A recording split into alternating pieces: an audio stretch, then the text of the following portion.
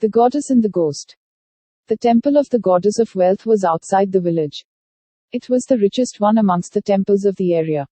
The deity was decorated in gold and jewels, and she looked beautiful and compassionate. A little away from the compound of the temple, there was a big banyan tree which gave shelter not only to hundreds of birds but also to a friendly spirit. Often, the goddess used to come to the ghoul and spend some time discussing on various human problems. One day, the goddess said, with a sense of satisfaction, "The villagers here are really devoted and very sincere. They come to me with so many gifts and such devotion that it is all only a show, believe me, O goddess. These human beings are merely selfish creatures. Their devotion and love can be purchased with the lure of money," interrupted the spirit. The goddess refused to believe the spirit. "I shall prove to you one day that man is a noble and devoted creature," the goddess challenged. And the spirit accepted the challenge, saying, "I too shall try to disprove you." After a couple of days, the goddess selected one of her ardent devotees and appeared in his dream one night. "Satya, I'm Goddess of Wealth. I've come to grant you prayer for a good job, as I'm pleased by your devotion to me. Go to the temple treasurer in the morning and ask him for a job. He shall honor my word," said the goddess. Satya woke up early the next morning with great joy. He approached the treasurer and told him about the deity's command. The treasurer, Ketan, was shocked to hear Satya. That night he too had dreamt about the goddess who had asked him to give a job to Satya. But unwilling to share his loot of the temple offerings with anyone, he had conveniently brushed aside the dream, justifying to himself, "It is all my imagination. How can the goddess come to me and say such things?" But now the truth of his dream was confirmed by what Satya said. The treasurer feigned innocence and said, "I would have given you the job had you come a day earlier. Just last night I promised to give it to a poor guy. I'm sorry." So saying, he left Satya to his disappointment and went straight to the temple and prayed for her forgiveness. That very night, the spirit approached Satya and told him, "Satya, I feel very sorry for you. The goddess could not help you, but I shall see that you become rich in no time. Tomorrow I'll possess the daughter of the village chieftain and I'll not leave her until you come and offer to treat her. People will think that you are a great exorcist and you'll become famous overnight." The next day, everyone in the village came to know that the village chieftain's daughter was violently possessed by a spirit and many an exorcist was being called for the treatment.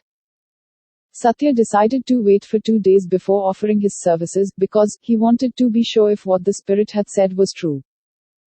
Goddess came to know that Satya had accepted the help of the spirit. She went to him the next night and said, "Satya, do not come under the evil influence of the spirit. I've arranged for your job with the village merchant. He is my good devotee. He'll not fail me, I assure you." Then, she went to the merchant and commanded him to employ Satya, for which he would be amply rewarded. Satya, once again hopeful, approached the merchant with the request for a job and then told him about his dream. A dream is only a dream. So why should I oblige this chap with a job even if the goddess, presuming that it was truly the goddess of wealth who had come in my dream last night, has told me to do so, thought the merchant. I've no job for you. You may look for it elsewhere. The humiliation was unbearable and Satya lost all his faith in the goddess. He returned home resolving that never again will he go to the deity who seemed to be playing with his emotions. That evening, the merchant went to the temple with big garlands and lots of fruits and told the deity, "O goddess mine, I feel extremely guilty for not having obeyed you. But how could I help it? Just 2 days before I transferred all my property to my wife's name and I have nothing left for myself. When I told her about your command, she said that I was putting forth false excuses in order to get back the property. So, pardon me, goddess of wealth." The goddess knew that the merchant was lying and yet out of her immense compassion she pardoned him. Meanwhile, Satya went to the village chieftain's house and with the cooperation of the spirit relieved the possessed daughter. He felt happy at his success and was grateful to the spirit for his unfailing help. Satya came to be known as a great exorcist and the fame soon spread to the neighboring villages too. It so happened that after some days the daughter of a rich landlord of a neighboring village got possessed by a spirit. Satya was expecting such a thing because the spirit had already informed him about his move of his. The landlord sent word for Satya to come. Satya went to the landlord's house and he was given a warm welcome. When he entered the room of the landlord's daughter and began acting like an exorcist by chanting some incantations, the spirit revolted and suddenly started shouting at him as never before. I am enjoying my stay here, you fool. I love good food and luxury around. I've decided to possess this lay for good. Abandon all your tomfoolery and quit this place. I'm not going to cooperate with you anymore. Satya was struck dumb. He could never imagine that the spirit would be so rude to him and leave him in the lurch. Disappointed, he returned home. He could not hear the villagers scoffing at him. The patient goddess again appeared in Satya's dream at night and said, Did I not warn you not to get tempted by the evil spirit? He won you over by brief success and now he has thrown you out. That is how evil spirits work. Well, I can still help you out of the situation if you are ready to do what I say. She then told him in detail what to do and then disappeared. The next morning, Satyam took the big glass bottle given to him by the goddess and went to the landlord's house. The spirit, as soon as he saw the bottle, got tempted and exclaimed, What a beautiful bottle, and how very wonderful is the silken swing inside the bottle. I wish I could.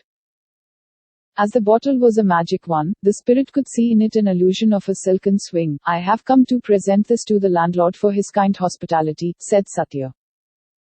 What use is it for me or for any other human being? We do not know how to get inside the bottle and enjoy the swing. It is said that whoever will swing inside will be able to take any form he or she desires. I want to become a beautiful lady for the rest of my life, so I'll. Saying so, the spirit immediately entered the bottle in the form of smoke. Instantly, Satya sealed the bottle and the spirit got entrapped for good. Satya left this dangerous game of acting as an exorcist after this and decided to devote himself to an honest living with the blessings of the goddess. The goddess had also come to understand that man is basically good but he is very weak and is easily enslaved by money and power. Thanks for listening.